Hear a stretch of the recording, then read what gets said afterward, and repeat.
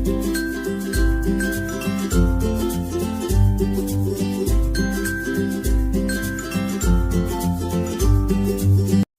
શ્રી કૃષ્ણ મિત્રો, મારા કિચનમાં તમારું સ્વાગત છે.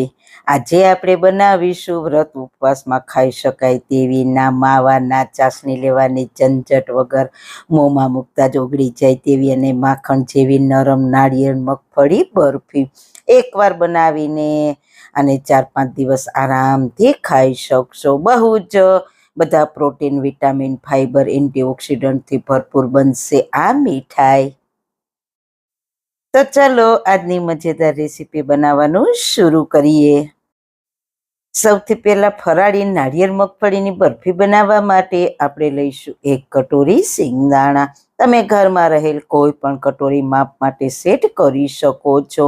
સિંગદાણા ખૂબ જ ફાયદાકારક હોય છે. તેમાં બહુ સારા પ્રોટીન હોય છે, જેનાથી વ્રતમાં આપણું પેટ ભરેલું રાખે છે, આખો દિવસ એનર્જી આપે છે. તો સિંગદાણા આપણે કાચા નથી લેવાના. તો સિંગદાણાને મેં પહેલાં શેકીને ફોતરા કાઢીને સાફ કરીને 1 કટોરી સિંગદાણા તૈયાર કરી લીધા છે. હવે આપણે લઈશું મિક્સર જાર. તેમાં સિંગદાણાને એડ કરી દઈએ અને તેનો દરદરો પાવડર તૈયાર કરી લઈએ. તમે જોઈ શકો છો મસ્ત મજાનો દરદરો પાવડર તૈયાર થઈ ગયો છે. પલ્સ મોડ પર ચાલુ બંધ કરીને પાવડર કરવાનો. હવે તેને બાઉલમાં ટ્રાન્સફર કરી લઈએ અને બરફીનો 100 ગણો ટેસ્ટ વધારવા માટે આપણે એડ કરીશું 1 કટોરી સૂકેલા ટોપરાનો પાવડર. તમે જે કટોરીથી સિંગદાણા લીધા તે જ કટોરીથી 1 કટોરી ટોપરાનો પાવડર લેવાનો છે. ટોપરામાં એન્ટીઓક્સિડન્ટ અને ફાઈબર હોય છે. સાથે અડધી ચમચી ઇલાયચી પાવડર એડ કરીને સારી રીતના મિક્સ કરી લઈએ. આમાં મેં જે ચીજ બધી લીધી છે ને તે વ્રતમાં આખો દિવસ એનર્જી આપશે, સાથે સાથે સ્ફૂર્તિ પણ દેશે અને પેટ ભરેલું રાખશે. બિલકુલ કમજોરીનું ફીલ નહીં થાય. બસ હવે આને રાખી દઈએ સાઈડ પર. ફરી તે જ મિક્સર જારમાં 2 કટોરી દૂધ એડ કરીશું. બધી જ સામગ્રીનું માપ આ જ કટોરીથી લેવાનું, એટલે કોઈ પરેશાની નહીં આવે. દૂધ રૂમ ટેમ્પરેચર પર હોય તેવું લેવાનું. સાથે લઈશું પોણી કટોરી ખાંડ. તમે તમારા ટેસ્ટ પ્રમાણે ખાંડ પ્લસ માઇનસ કરી શકો છો. આ સ્ટેજ પર બરફીનો સરસ માવા જેવો ટેસ્ટ લઈ આવવા માટે થોડા એડ કરીશું ડ્રાયફ્રૂટ. કાજુ અને બદામ થોડા એડ કરવાથી બરફીનો ટેસ્ટ અને ટેક્સચર ખૂબ જ સારું આવશે. સારી રીતના પીસી લઈએ. તમે જુઓ મસ્ત મજાની સ્લરી જેવું તૈયાર થઈ ગયું છે. હવે ફટાફટ ચડાવીશું ગેસ પર કડાઈ કે પેન. તેમાં 1 ચમચી ઘી એડ કરીશું. ઘી કદાચ તમે ના નાખો ને તો પણ આ બરફી તૈયાર થઈ જશે. ઘી ગરમ થાય એટલે આપણે એડ કરીશું મગફળીનો પાવડર તૈયાર કર્યો છે તે. બસ 1 મિનિટ ગેસની મીડિયમ ફ્લેમ પર ઘીમાં શેકી લઈએ. મેં સિંગદાણાને શેકીને જ લીધા છે, એટલે વધારે શેકવાની જરૂર નથી. બસ સરસ મસ્ત મજાની ખુશ્બુ નાળિયેર અને સિંગદાણાની કિચનમાં આવે છે. તો આ સ્ટેજ પર આપણે એડ કરીશું દૂધનું મિશ્રણ તૈયાર કર્યું છે તે ને સતત હલાવતા રહીશું. બસ થોડી જ મિનિટમાં નાળિયેર અને સિંગદાણા પૂરા દૂધને એબ્ઝોર્બ કરી લેશે. આ બરફીમાં 3 સ્વાદ આવશે: કલાકંદનો, નાળિયેર બરફીનો અને સિંગદાણા બરફીનો. બહુ જ મજેદાર બનશે. ધીરે ધીરે દૂધ એબ્ઝોર્બ થશે તેમ ઘટ થવા લાગશે. બસ થોડી જ વારમાં કડાઈને પણ છોડવા લાગ્યું છે મિશ્રણ. આપણે ડ્રાયફ્રૂટ અને નાળિયેર સિંગદાણા બધું જ એડ કર્યું છે. તે બધી જ ચીજ એનર્જી તો આપશે જ વ્રતમાં, સાથે સાથે આખો દિવસ ફ્રેશ રાખશે આપણને આ બરફી. તો વ્રત હોય તો જરૂર ખાજો. દિવસમાં 1-2 પીસ. આખો દિવસ સ્ફૂર્તિ મળશે, એનર્જીથી ભરપૂર રહેશો. જેને થિકનેસ કે માવો નાખ્યો હોય તેવું એટલી બનાવવી સહેલી છે ને કે કોઈ પણ બનાવી શકે, કારણ કે ના ચાસણી, ના માવા કે ના મિલ્ક પાવડર કે નહીં બજારથી કોઈ ચીજ લેવાની જરૂર.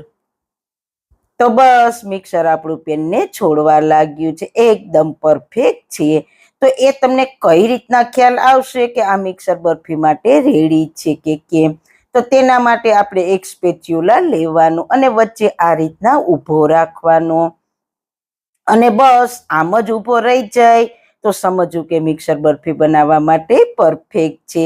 તો ગેસની ફ્લેમ બંધ કરી દઈએ ને હવે આપણે લઈશું સ્ટીલની પ્લેટ કે થાળી, ગમે તે તમે લઈ શકો અને તેને ઘીથી ગ્રીસ કરી લઈએ એટલે બરફી આરામથી ડિમોલ્ડ થઈ જાય. હવે બધા જ મિક્સરને પ્લેટમાં ટ્રાન્સફર કરી લઈએ અને ઉપરથી સારી રીતના ફેલાવી દઈએ. આ મીઠાઈ તમે વ્રતમાં છો પણ તહેવારોમાં બનાવશો ને તો બધા જ પૂછશે કે કઈ રીતના બનાવી. જુઓ તમે એકદમ સરસ શાઇની ટેક્સચર આવ્યું છે. હવે આને ઠંડી થવા માટે 1 કલાક છોડી દઈશું. 1 કલાક પછી જોઈએ તો આપણી નાળિયેર સિંગદાણા બરફી સારી રીતના તૈયાર થઈ ગઈ છે. તો કટ લગાવી દઈએ. તમે તમારી ચોઈસ પ્રમાણે કટ કરી શકો છો. હું કટ કરું છું ત્યાં તમને ખ્યાલ આવી ગયો હશે કે માખણ જેવી સોફ્ટ બની છે. ઉપરથી ગુલાબની પાંદડી અને ટોપરાના પાવડરથી સજાવીશું. તમને પીસ લઈને બતાવું, બની છે ને પરફેક્ટ. તેનું ટેક્સચર જુઓ કેટલું મસ્ત આવ્યું છે. એકદમ દાણેદાર ટેક્સચર આવ્યું છે. તોડીને બતાવું તો માખણ જેવી સોફ્ટ મોંમાં મૂકતા જ પીગળી જાય તેવી બની છે. તો જરૂર એકવાર ટ્રાય કરજો. આ બરફી એટલી ટેસ્ટી બને છે ને કે તમે એકવાર બનાવીને તો બધા જ વ્રતમાં તો બનાવશો જ. બસ તહેવાર પર પણ બનાવો, સાથે હેલ્ધી અને ટેસ્ટી તો ખરી જ. તો જરૂર એકવાર ટ્રાય કરજો. તો મિત્રો તમારા શરીરને એવું ભોજન આપો જેનાથી તે સ્વસ્થ, સક્રિય અને ખુશ રહે. બસ આજના વિડીયોમાં આટલું જ.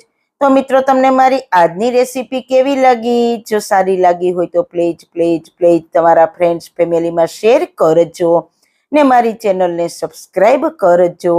ફરી મળીશું એક નવી જ રેસીપી સાથે, નવી વાતો સાથે. ત્યાં સુધી બધાને મારા જય શ્રી કૃષ્ણ. વાળના તમામ પ્રકારના પ્રશ્નો સોલ્વ કરતું 42 જડીબુટ્ટીઓથી બનાવેલું ઔષધિ તેલ જે અમે લોકો જાતે જ ઘરે તૈયાર કરીએ છીએ, કોઈ પણ કેમિકલ્સના ઉપયોગ વગર, બિલકુલ નેચરલ છે. 42 જડીબુટ્ટીઓ ભેગી કરીને લોખંડની કડાઈમાં ઔષધિ તેલ તૈયાર કરવામાં આવે છે. જો તમારે ખરીદવું હોય તો તેના ઓર્ડર અમે લઈએ છીએ. ઓર્ડર કન્ફર્મ કરવા માટે વોટ્સએપ નંબર સ્ક્રીન પર જોઈ શકો છો. જો તમારે આ તેલનો પૂરો વિડીયો જોવો હોય તો તમને આ ચેનલ પર મળી જશે અને ડિસ્ક્રિપ્શન બોક્સમાં લિંક પણ મૂકેલી છે.